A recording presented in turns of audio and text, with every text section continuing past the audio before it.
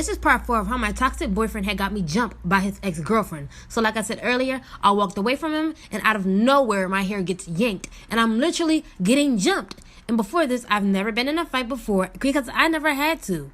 I tried to get back at them, but it was 5 girls and little old me. This literally was the worst fight I've ever been in. And Marcon was just sitting there watching the girls jump me. It was so bad. I started crying, asking for help, but he just stood there. The girls took my clothes, my bag, my phone. They actually broke my phone and took the money out of my purse.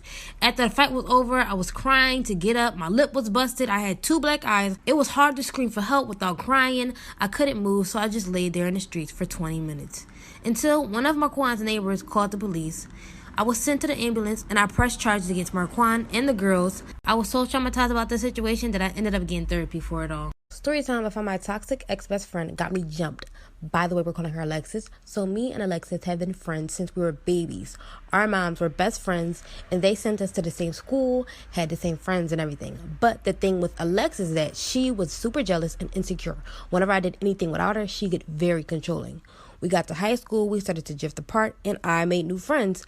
But, like after school, she'd always tell me that she didn't like my friends and that I'd be better off finding prettier friends. I would tell her, yeah, they might not be the most prettiest, but I like them. One day when I go to school, all of my friends are ignoring me and are giving me dirty looks. When I go to lunch, one of the most annoying boys walks up to me and tells me there's a rumor going around saying I was talking mad crazy about my friends and that they were planning on jumping me after school. If you want to know what happened after that, let me know down below.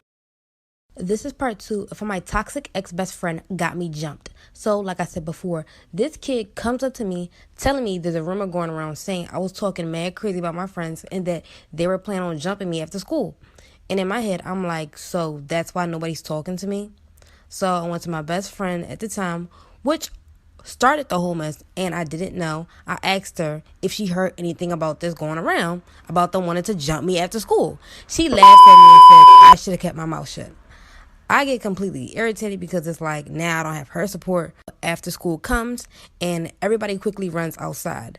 Me, I'm stalling. I'm very slow at my locker. When I come outside, all of my friends are lined up and everyone gathered to see what was about to go down. This is part 3 from my toxic ex-best friend got me jumped. So like I said, I walk outside and everyone is gathered around.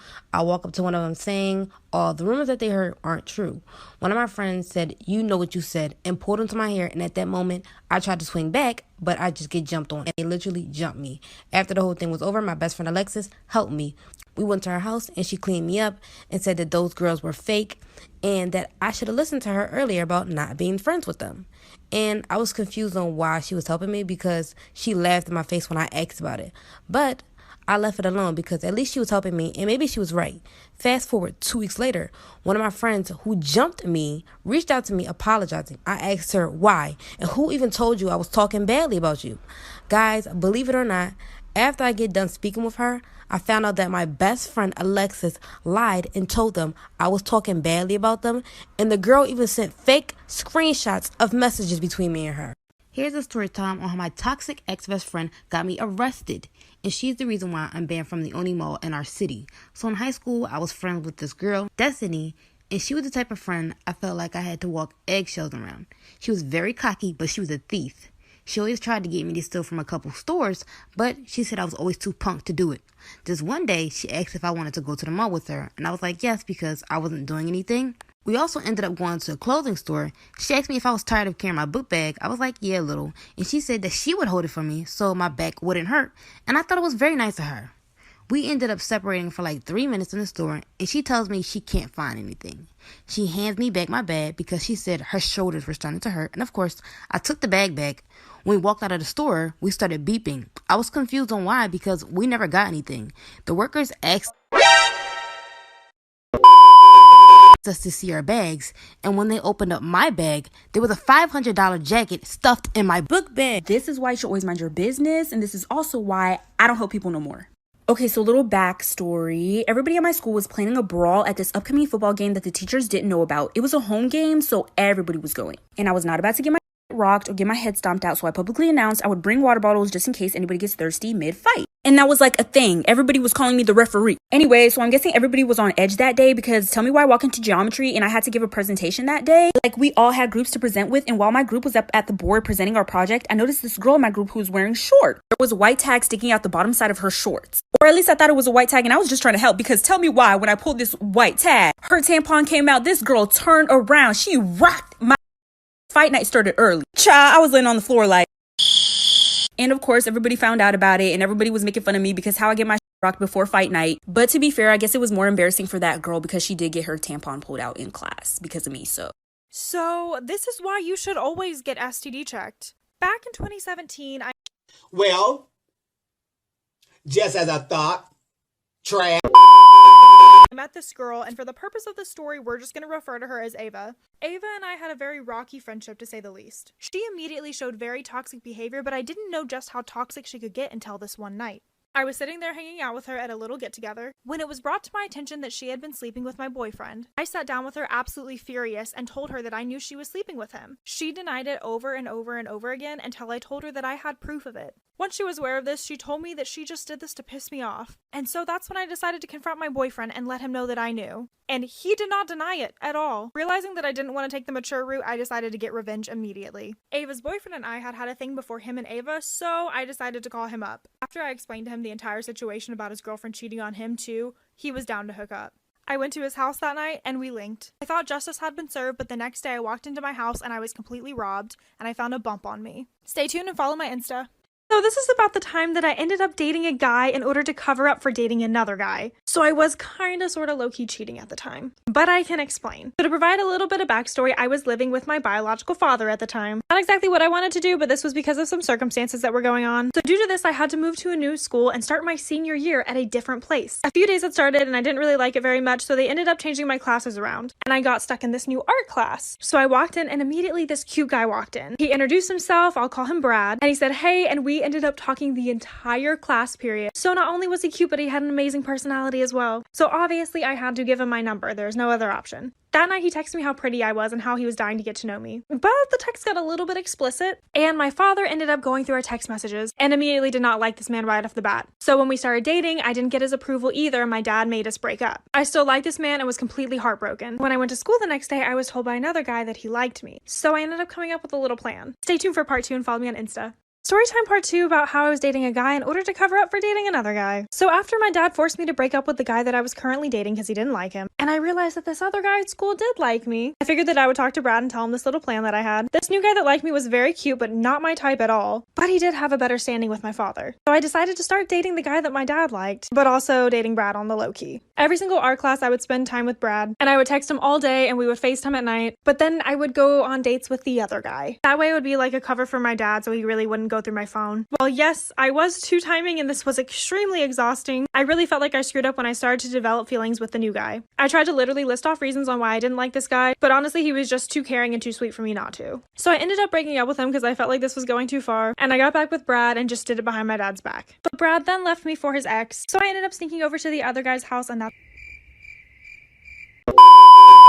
how I lost my virginity. Now I'm happily married to a totally different guy 3 years after this whole situation. If you guys have a story you'd like to share, follow me and DM me on Instagram.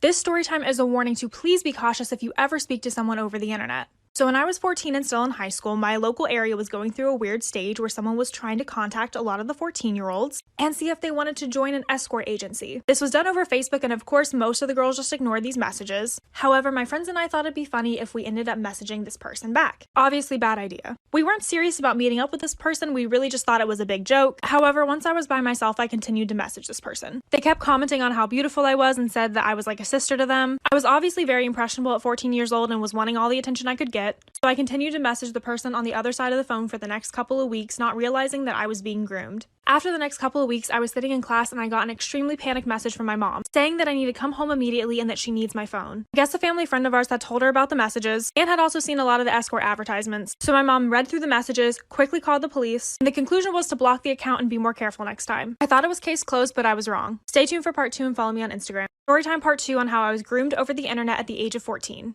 So after the police took several statements from my mom and I was told to block the account and just be more cautious, I thought everything was done. But 3 years later, I was sitting with my friends when I got a phone call. The police had contacted me saying that my statement had come up again in another case. This is when they let me know that it wasn't an escort agency at all. It was a man who was sitting by his computer and messaging young girls to come meet him. He had been doing this to hundreds of girls for the past 15 years. The next couple years of my life were filled with police interviews and statements, waiting for actions for me and his other victims. The guy had a trial but pleaded not guilty, which meant that we all had to go to court. The court date was set, but obviously the coronavirus became a huge issue, and it was set to be moved to another date, which I was very thankful about because I was 7 months pregnant with my daughter, and just overall fearful of what would happen. So this guy had a warrant out for his arrest and he didn't show up for his plea bargain, so he was put out as a missing person, which we were all notified of, but that scared me to death. However, we ended up getting a phone call recently saying that they found the man and he had taken his own life. And that's how everything ended. I hope everyone stays safe, and if you have a story you'd like to share, follow me on Instagram and DM me.